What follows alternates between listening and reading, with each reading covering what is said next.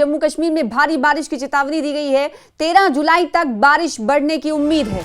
लोगों को घरों में रहने की सलाह दी गई है। बड़ी खबर इस वक्त की आपको दे रहे हैं, जहां उत्तर भारत में इस वक्त बारिश से बेहाल सूरत हाल नजर आ रही है, तो दूसरी तरफ जम्मू कश्मीर की बात करें तो जम्मू कश्मीर में भारी बारिश की चेतावनी दी गई है। कहा गया है आईएमडी की तरफ से, इंडियन मेट्रोलॉजिकल डिपार्टमेंट की तरफ से, कि 13 जुलाई तक बारिश बढ़ेगी। इसीलिए लोग सतर्क रहें, सावधान रहें, जरूरी हो तभी यात्रा करें, वरना घर से बाहर ना निकलें। ट्रैफिक एडवाइजरी पर भी अमल करने की सलाह दी गई है। तो बड़ी खबर इस वक्त की आपको दे रहे हैं जम्मू कश्मीर से, जहां पर भारी बारिश की चेतावनी दी गई है। आज से 13 जुलाई तक बारिश भारी पड़ने की उम्मीद है। ये मेट्रोलॉजिकल डिपार्टमेंट की तरफ से, मौसम विभाग की तरफ से चेतावनी दी गई है। और साथ ही साथ मौसम विभाग ने कहा है कि लोग घरों में ही रहें, सलाह दी गई है मौसम विभाग की तरफ से। तो उधर ट्रैफिक एडवाइजरी भी जारी की जा रही है, ताकि लोग ट्रैफिक रूट्स को देख लें, कहां हालात सही हैं और कहां हालात खराब हो सकते हैं, उन इलाकों में जाने से बचें। तो ये खबर जम्मू कश्मीर से जुड़ी हुई है। जम्मू कश्मीर के अलग अलग इलाकों की तस्वीर आप लगातार देख रहे हैं। अगर बात किश्तवाड़ की करें और डोडा की करें तो वहां पर भीषण आपने देखा लैंडस्लाइड, फ्लैश फ्लड आया, फिर उसके बाद लोगों को सावधान किया गया। तो पूरे जम्मू कश्मीर में कैसे मौसम रहने वाला है, 13 जुलाई तक बारिश बढ़ने की उम्मीद जताई जा रही है। राजन वैद हमारे साथ जम्मू से जुड़े हुए हैं। राजन, आईएमडी ने और क्या कुछ कहा है? ट्रैफिक एडवाइजरी भी तब्दील हो रही होगी, जब मौसम बदलता है तो जम्मू कश्मीर में सब कुछ बदल जाता है। बिल्कुल आपने सही कहा। पिछले साल सबको याद होगा कि जिस तरह से फ्लैश फ्लड जो है वो आए थे और बादल फटने की घटनाएं जो हैं, जिसकी शुरुआत जो है चशोटी इलाके से हुई थी, किश्तवाड़ के, उसी तरह का लगभग जो एडवाइजरी है वो इस दफा वापस जो है इशू की गई है। इस दफा ये कहा गया है कि जो पहाड़ी इलाके हैं, खास जो डोडा किश्तवाड़ के पहाड़ी इलाके हैं, वहां पे जो है बादल फटने की घटनाएं पेश आ सकती है। उसके साथ साथ जो लैंडस्लाइड्स या फ्लैश फ्लड्स जो है वो आ सकते हैं। हमने पिछले साल भी देखा था कितनी तबाही जो है वो मची थी, चाहे वो पुंछ का इलाका, कोई भी ऐसा इलाका नहीं बचा था। जम्मू संभाग में तो बहुत ज्यादा तबाही मची थी। तो उसी तरह का जो है एक तरह से ये कहा गया है लोगों से कि जो ट्रैवल एडवाइजरी है वो भी आप ध्यान से देखिए, क्योंकि बहुत से लोग जो है इस वक्त स्कूलों में छुट्टियां हैं तो अपने जो है गर्मियों की छुट्टियों में जो है कहीं पहाड़ों पे वो चले जाते हैं। तो ऐसे में जो नदी नाले हैं उसके पास भी ना जाने की हिदायत जो है वो जो जम्मू कश्मीर पुलिस और एवं प्रशासन की तरफ से भी दी गई है। और आईएमडी डिपार्टमेंट ने ये कहा है कि आने वाले कुछ दिनों तक जो है हैवी टू हैवी रेन जो है वो जम्मू संभाग में हो सकती है। और ऐसे में कई जो लोग हैं जो पहाड़ों पे जाते हैं और वहां पे लैंडस्लाइड का जो खदशा है हमेशा से बना रहता है, जो पत्थर खिसकने की जो घटनाएं हैं वो पेश आती हैं। तो एहतियातन जो है उनका यही कहना है कि लोग जो है वो एहतियात रखें। लोग ट्रैवल एडवाइजरी जो वक्तन जो है इशू की जाती है उसको देखें। कई दफा लोग क्या ट्रैवल एडवाइजरी को जो है कहीं ना कहीं इग्नोर करते हैं, जिसका खमियाजा फिर भुगतना पड़ता है। हमारी अभी हाल ही में जब सोनम लोटस जो कि एक आईएमडी अधिकारी रहे हैं उनसे बात हुई तो उन्होंने भी ये कहा कि सबसे ज्यादा नुकसान तब होता है जब लोग एडवाइजरी का पालन नहीं करते हैं, उस पर ध्यान नहीं देते हैं। तो इस तरह की एडवाइजरी इस दफा वापस इशू की गई है कि यदि आप जो है नेशनल हाईवे जम्मू से श्रीनगर या डोडा किश्तवाड़ या पुंछ के इलाके में जा रहे हैं तो यदि बरसात बहुत हैवी है तो आप कोशिश कीजिए कि आप यदि अपना ट्रैवल टाल सकते हैं किसी तो आपको टालना चाहिए, क्योंकि ये ऐसे में कई जगह जो है पत्थर खिसकने की चट्टान खिसकने की घटनाएं जो हैं वो पेश आ सकती हैं। फ्लैश फ्लड्स जो हैं नदी नालों के पास जो लोग नहाने चले जाते हैं उनको कहा गया है कि आप उनके पास ना जाएं, तब क्योंकि कई दफा फ्लैश फ्लड अचानक आते हैं तो उससे कई दफा नुकसान जो है वो जान का भी हो सकता है। जी बिल्कुल। तो पिछले साल जो तस्वीरें जम्मू की हमने देखी थी उसे याद रखना होगा, क्योंकि जम्मू में कई हमने देखा था कि ब्रिज ढह गए थे और सेना ने उस कुछ घंटे में तामीर किया था, नया निर्माण किया था ब्रिज का। तो वो जम्मू की तस्वीर याद रखनी है। और जम्मू पूरे संभाग की अगर बात करें तो अलग अलग जगह के हवाले से अलग अलग एडवाइजरीज हैं। बहुत शुक्रिया हमारे साथ जुड़ने के लिए और इस पर ज्यादा जानकारी देने के लिए। रुख कर लेते हैं डोडा का, जहां पर बादल फटने का सीसीटीवी सामने आया है। बादल फटने से डोडा जिले में तबाही का मंजर दिखाई दिया है। डोडा में इस रेस्क्यू अभियान चलाया जा रहा है। तो डोडा में रेस्क्यू अभियान का चौथा दिन है। डोडा में बादल फटने के बाद की तबाही का ये मंजर आप देख रहे हैं। ये सीसीटीवी फुटेज सामने आया है। लोगों का जीवन इस वक्त डोडा में अस्त व्यस्त नजर आ रहा है। फिलहाल इलाके में रेस्क्यू अभियान चल रहा है और आज रेस्क्यू अभियान का चौथा दिन है। इलाके में मलबा हटाने का काम जारी है। ये देखिए तस्वीरें आप देख रहे हैं कैसे मलबा हटाया जा रहा है और उस वक्त की भी तस्वीर जो सीसीटीवी कैमरे में कैद हो गई वो भी फुटेज आपको दिखा रहे हैं। और दूसरी तरफ आप देख सकते हैं कि जब ये मलबा ढेर में तब्दील हुआ उसे कैसे हटाया जा रहा है, इसकी भी तस्वीर है। रेस्क्यू अभियान का आज चौथा दिन है। अब अंदाजा आप लगा सकते हैं कि चौथे दिन भी इस तरह की तस्वीरें नजर आ रही, इसका मतलब मलबा का पहाड़ कितना बड़ा रहा होगा। बादल फटने के बाद डोडा जिले में तबाही का मंजर देखने को मिला और डोडा ईस्ट के विधायक महराज मलिक ने ठाठरी की बाढ़ प्रभावित मुख्य बाजार क्षेत्र का दौरा कर हालात का जायजा लिया। हालिया बादल फटने की घटना के बाद इलाके में बड़े पैमाने पर मलबा और पत्थर जमा हो गए हैं, जिससे कई हिस्से प्रभावित हुए हैं। दौरे के दौरान विधायक ने आरोप लगाया कि ठेकेदारों की ओर से ऊपरी क्षेत्रों में मलबा और बड़े पत्थर डाले जाने से नुकसान बढ़ा है। उन्होंने मामले में जिम्मेदार लोगों के खिलाफ एफआईआर दर्ज करने की भी मांग की। मलिक ने प्रशासन से राहत और पुनर्वास कार्यों को पूरी ईमानदारी और तेजी से पूरा करने की अपील की है और लापरवाही पर कार्रवाई की चेतावनी दी है।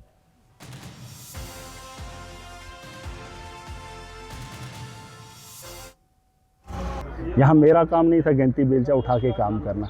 ये एलएनटी जेसीबी इन लोगों को बोलो कि दरिया में माइनिंग करनी है या किसी पहाड़ी को चोरी करनी है तो दिन रात डंपर भी लगेगा, मशीनरी भी लगेगी और एडमिनिस्ट्रेशन कोऑपरेट करेगी। यहाँ पर रास्ता ठीक करना था, यात्री रात से परेशान थे, लोग परेशान थे, लेकिन जब रात को देखा वहाँ काम करने को तैयार नहीं है। बहुत सारे लोग कहते हैं थके हुए हैं, ये है वो है, बहुत सारी चीज़ें, बहुत सारे सवाल आते हैं। 20 आदमियों का काम था, रोड क्लियर हो जाता और दिन रात अगर मेहनत की जाए तो 20-30 लोग लगेंगे, मामला ठीक आया। जब ऊपर से आए ये भी मिल गया वो भी मिल गया और ये मैन मेड है तो बारिश हो या क्लाउड बस्ट हो ये तो ऊपर से नेचुरल है, लेकिन उसका रास्ता पता है ना। इन जगहों पे देखिए नालों वाली जगहों पे ये चीज़ें हादसा होते रहते, लेकिन यहाँ पर डंपिंग भी हुई थी। ठेकेदारों ने अपने मफाद के लिए एडमिनिस्ट्रेशन को चिट्ठियाँ भी लिखी थी, डीसी को लिखी थी, एसडीएम को लिखी थी, उन लोगों को एफआईआर नहीं लगी। वो मैंने इनको लिखा भी है कि उनको उस ठेकेदार के खिलाफ पीएमजेएसवाई के खिलाफ एफआईआर होना चाहिए, क्योंकि ये जितना भी मलबा ठाठरी के अंदर है ये वही डंपिंग का है और इसकी तरफ से क्या है मुआवजा इनको मिलेगा। लेकिन मैं आपको यकीन से कह रहा हूँ कि लाख रुपया 1.5 लाख रुपया बहुत सारे दुकानदारों की दुकानें जो हैं ख़त्म हुई है। इंश्योरेंस है वो पता नहीं और भी कुछ पैसा लेते हैं, वो कुछ कहा जाता है उसको, उस किस्म का पैसा लोन उठाया है। मैंने इनको कहा है एफआईआर लगाओ ताकि उसमें कार्रवाई हो और उन लोगों को मदद मिले।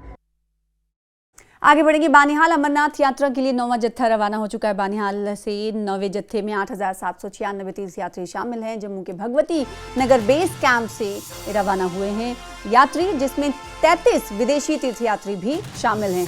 तो बाबा बर्फानी के दर्शन के लिए श्रद्धालुओं का उत्साह लगातार चरम पर है। कठिन मौसम और चुनौतीपूर्ण पहाड़ी रास्तों के बावजूद आस्था का सैलाब थमने का नाम नहीं ले रहा। अमरनाथ यात्रा के पहले 6 दिनों में ही दर्शन करने वाले श्रद्धालुओं की संख्या 1 लाख के पार पहुंच गई है। तो वहीं 9वें दिन 8,796 तीर्थयात्री बाबा बर्फानी के दर्शन के लिए रवाना हुए हैं, जिनमें 33 विदेशी यात्री भी शामिल हैं। हर हर महादेव और बम बम भोले के जय घोष से पूरा यात्रा मार्ग गूंज रहा है। प्रशासन की ओर से सुरक्षा, स्वास्थ्य और यात्रा प्रबंध के व्यापक इंतजाम किए गए हैं ताकि श्रद्धालुओं को किसी तरह की परेशानी का सामना ना करना पड़े। लगातार बढ़ रही श्रद्धालुओं की संख्या ये दिखाती है कि बाबा बर्फानी के प्रति लोगों की अटूट आस्था हर चुनौती पर भारी पड़ रही है। आने वाले दिनों में भी बड़ी संख्या में श्रद्धालुओं के अमरनाथ धाम पहुंचने की उम्मीद है, जिसके मद्देनजर प्रशासन पूरी तरह से सतर्क और तैयार है। वहीं आज सुबह 8,000 से ज्यादा श्रद्धालु 2 अलग अलग जत्थों में रवाना हुए।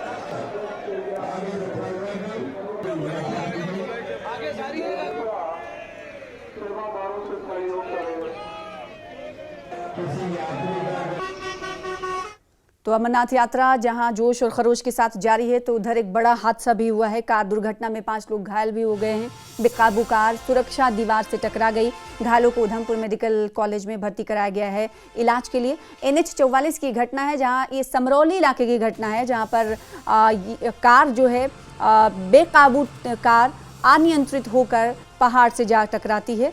दरअसल जम्मू श्रीनगर नेशनल हाईवे पर अमरनाथ यात्रा के दौरान कार दुर्घटना में 5 लोग घायल हुए हैं। उधमपुर में जम्मू श्रीनगर नेशनल हाईवे पर समरौली इलाके में टोलडी नाला के पास अमरनाथ यात्रा के 5 तीर्थयात्रियों की गाड़ी जो है हादसे का शिकार हुई, जिससे वो घायल हो गए, जिन्हें इलाज के लिए उधमपुर के associated hospital government medical college में भर्ती कराया गया है। उनका इलाज चल रहा है। तीर्थयात्री जम्मू के भगवती नगर बेस कैंप से पहलगाम जाने वाले एक जत्थे का हिस्सा थे। हालांकि रास्ते में गाड़ी बेकाबू हो गई और नेशनल हाईवे 44 की सुरक्षा दीवार से जाकर टकरा गई, जिससे ये बड़ा हादसा हुआ। फिलहाल यात्रियों की स्थिति स्थिर बनी हुई है। 6/11 पर ये एक्सीडेंट यहाँ पे हुआ। हमें डीआईजी श्री शिव कुमार शर्मा जी की तरफ से हमें इतला मिली कि टोल्डी नाले के पास ये एक्सीडेंट हो गया। एक पहलगाम के बैच की गाड़ी जो थी वो सड़क के बाहर निकल गई, एक बाजू कट गया है एक आदमी का, तो फौरी उसको रेस्क्यू करके हॉस्पिटल पहुँचा दिया गया है। और हम सिविल डिफेंस को जब हमें मिली तो हम भी यहाँ मौके पे पूरी मदद के लिए यहाँ पे आ गए हैं। तो बड़ा दुखदायक है ये हम सब के लिए, लेकिन एक्सीडेंट हो गया है तो पूरे डिपार्टमेंट जो यहाँ पे रेलेवेंट है, पुलिस डिपार्टमेंट है, मेडिकल टीम्स हैं, सीआरपीएफ के सिक्योरिटी सभी टीम्स यहाँ पे मौजूद हैं और एक दूसरे की हेल्प कर रहे हैं। तो अमरनाथ यात्रा को लेकर भक्तों में उत्साह का माहौल है। हर हर महादेव की गूंज के साथ सभी भक्त बाबा बर्फानी के दर्शन के लिए आगे बढ़ रहे हैं। वहीं इस बीच श्रद्धालुओं की सुरक्षा और सुविधाओं में किसी तरह की लापरवाही नहीं बरती गई है। सुरक्षा बल हर कदम पर श्रद्धालुओं की सुविधा के लिए मौजूद हैं। एक ताज़ा वीडियो सामने आया है जिसमें महिला पुलिस अधिकारी ने श्रद्धालुओं से बातचीत की है और उन्हें हर संभव मदद का आश्वासन दिलाया है।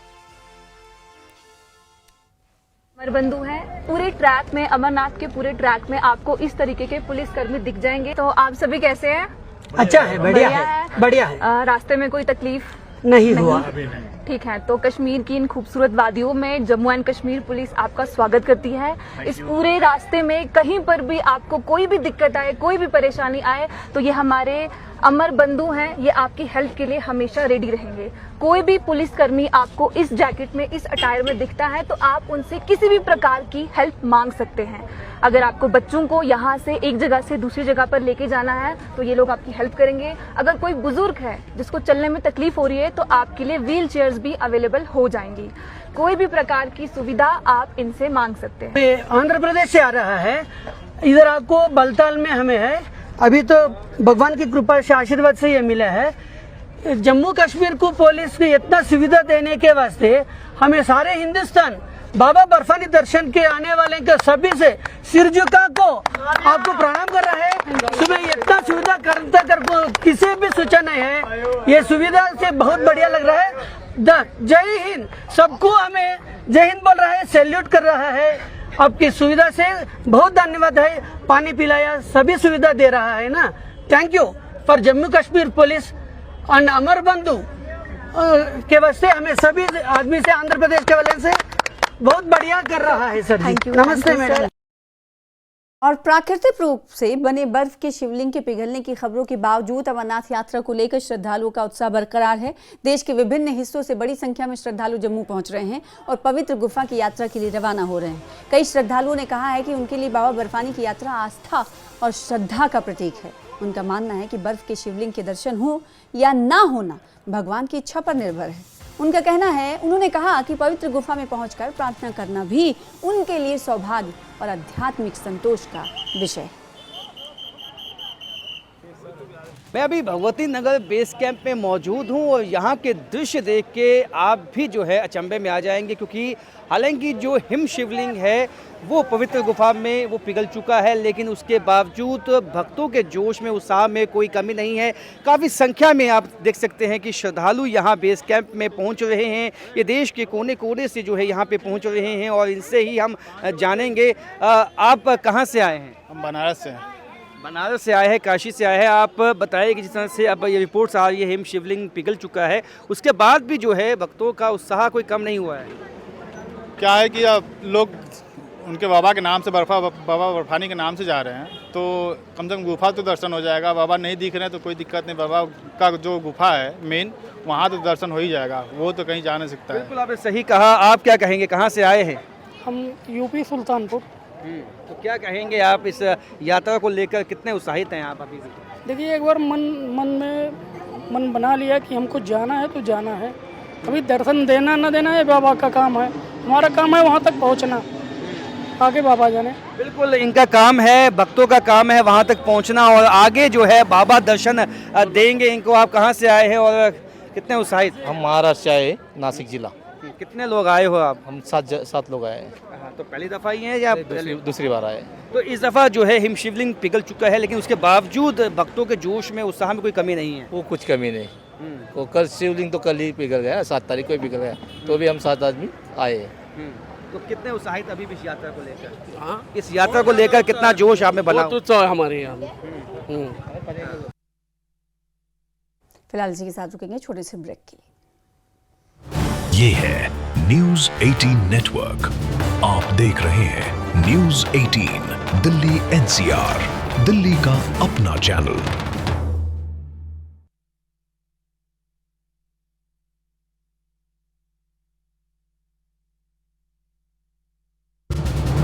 ये है न्यूज 18 नेटवर्क, आप देख रहे हैं न्यूज 18 दिल्ली NCR, दिल्ली का अपना चैनल। भारतीय सेना के प्रमुख जनरल धीरज सेठ ने गुरुवार को सीमावर्ती जिले पुंछ का दौरा किया।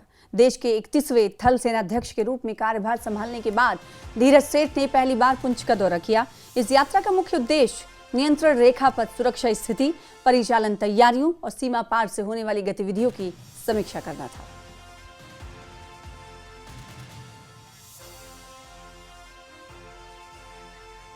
श्रीनगर त्राल मार्ग के सैमू इलाके में लगातार बिजली गुल होने से स्थानीय लोगों को भारी परेशानी का सामना करना पड़ रहा है।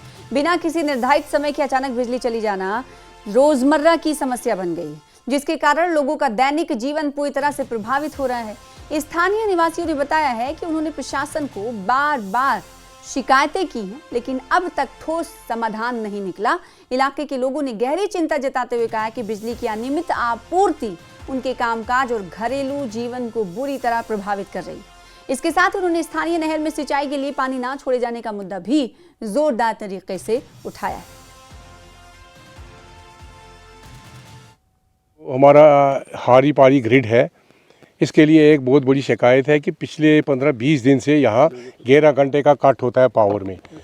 चूँकि आजकल नदी नालों में पानी भी काफ़ी है, दरियाओं में पानी भी काफ़ी है, और ये कोई बहाना नहीं है कि ये कट करना। सर्दियों में पानी की कमी होती है, 1-2 घंटे का कट होता है, लेकिन आज गर्मियों में ये कट करना ये हमारे साथ नाइंसाफ़ी है पूरे इलाके त्राल के साथ, खुसूसन जो ये हारी पारी ग्रिड है यहाँ से जो कट हो रहा है। यहाँ एक नहर पिछले कई सालों से खोदी गई, तैयार भी है, लेकिन पानी का इसमें कभी तक नेब निशान हमने नहीं देखा।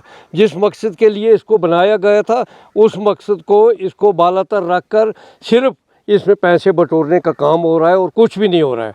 अगर आज ज़मींदार को पानी की ज़रूरत है और नहर बिल्कुल हर हालत में ठीक ठाक चल रही है पानी के बगैर, तो इसमें पानी क्यों नहीं डाला जाता है?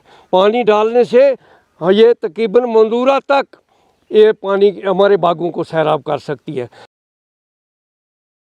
उधर त्राल के जारिहर इलाके में वन अधिकार अधिनियम के बारे में जागरूकता कार्यक्रम का आयोजन किया गया। इस कार्यक्रम की अध्यक्षता त्राल के additional deputy commissioner Sajid Yahya Naqash ने की और इसमें अलग अलग विभागों के अधिकारी और स्थानीय लोग शामिल हुए। कार्यक्रम में लोगों को वन अधिकार अधिनियम के तहत मिलने वाले अधिकारों, प्रक्रियाओं और सरकारी सुविधाओं के बारे में विस्तार से जानकारी दी गई।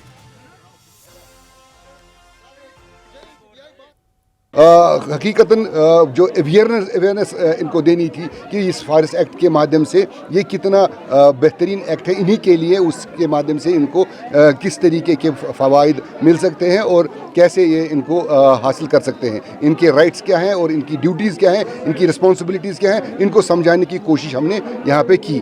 तो ये प्रोग्राम हमने स्टार्ट तो आज यहाँ किया, लेकिन ऐसा प्रोग्राम हम उन जगहों पे जहाँ पे एसटी पॉपुलेशन ज़्यादा है वहाँ पे भी ये कंटिन्यूसली हम इनको रखेंगे। Awantipora Islamic university of science and technology की रूमी लाइब्रेरी में कैम्ब्रिज यूनिवर्सिटी प्रेस के साथ मिलकर लेखकों के लिए एकेडमिक रिसर्च और पब्लिकेशन पर एक दिन की वर्कशॉप आयोजित की गई। वर्कशॉप का उद्घाटन IUST के मैं लेबनान के कोला एरिया में हूं और आप देख सकते हैं कितनी तबाही हुई है यहाँ। रिसर्च के स्टैंडर्ड्स को बेहतर बनाने के महत्व पर जोर दिया। इस इवेंट के दौरान एक्सपर्ट्स ने कई पहलुओं पर विस्तार से जानकारी दी, जैसे रिसर्च मटेरियल खोजना और मैन्यूस्क्रिप्ट लिखना, सही रिसर्च जर्नल्स चुनना, peer review process, publication ethics और रिसर्च के असर को ज़्यादा से ज़्यादा बढ़ाना।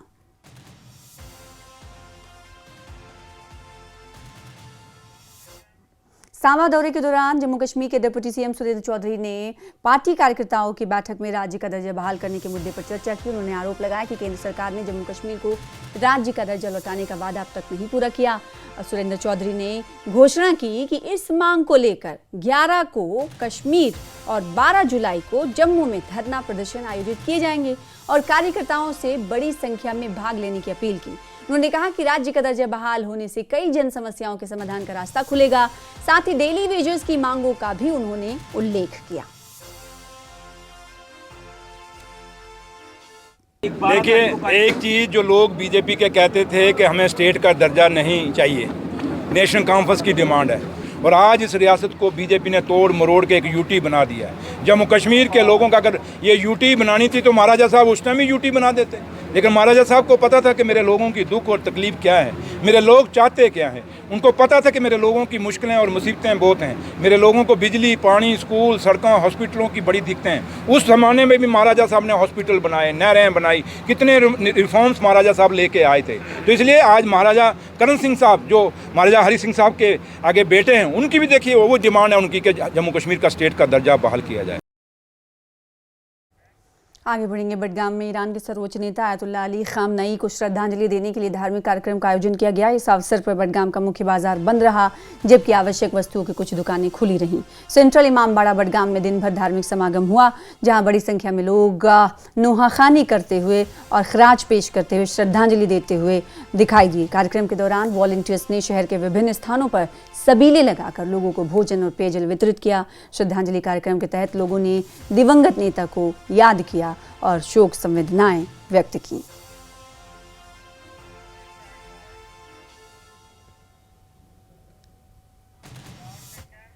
तो बडगाम में ईरान के सर्वोच्च नेता आयतुल्लाह अली खामनई को श्रद्धांजलि देने के लिए शोक कार्यक्रम आयोजित किए गए। इस अवसर पर अधिकांश बाजार बंद रहे और केवल जरूरी सामान की कुछ दुकानें खुली रहीं। सेंट्रल इमामबाड़ा बडगाम में दिन भर कई आयोजन हुआ, जहां बड़ी संख्या में लोग श्रद्धांजलि अर्पित करने पहुंचे थे।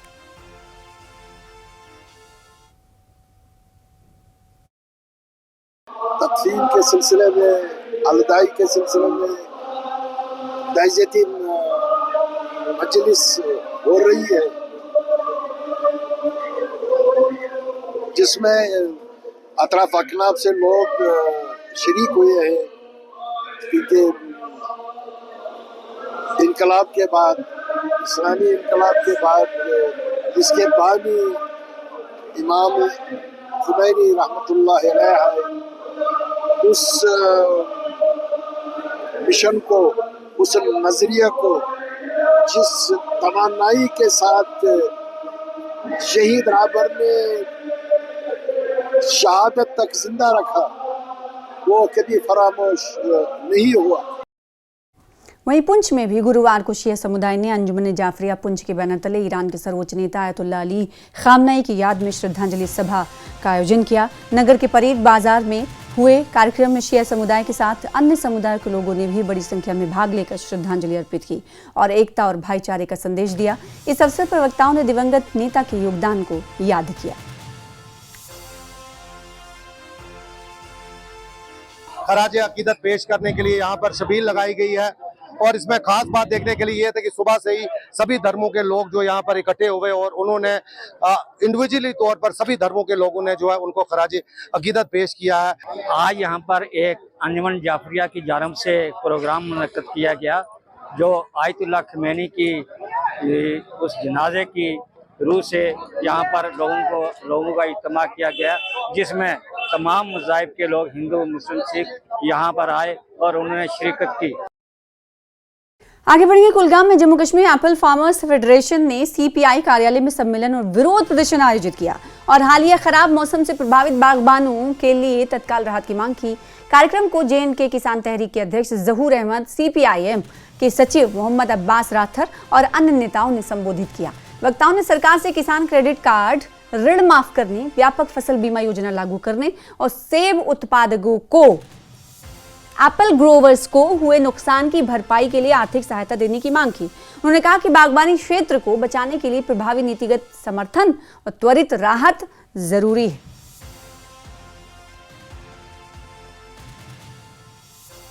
ये फेडरेशन इसीलिए बनी है कि हम वक्तन फ़वक्तन एप्पल से जो जुड़े मसाइल हैं उनको उजागर करे। आज हमने ज़रूरत महसूस की है कि बारिश से लेकर आज तक जो हमारे ग्रोवरों ने बागों में, खेतों में, खलियानों में काम किया है वो सालाबारी की नज़र हो गया। बहुत सारे हमारे इलाके जो है वो सालाबारी से मुतासर हुए हैं और हम सरकार से आज इस एहतजाज के माध्यम से ये बावर कराना चाहते हैं कि जल्द अज जल्द तखमीना लगाया जाए और हमारे ग्रोवरों को भरपूर मुआवजा दिया जाए जिनका नुकसान सालाबारी से हुआ है।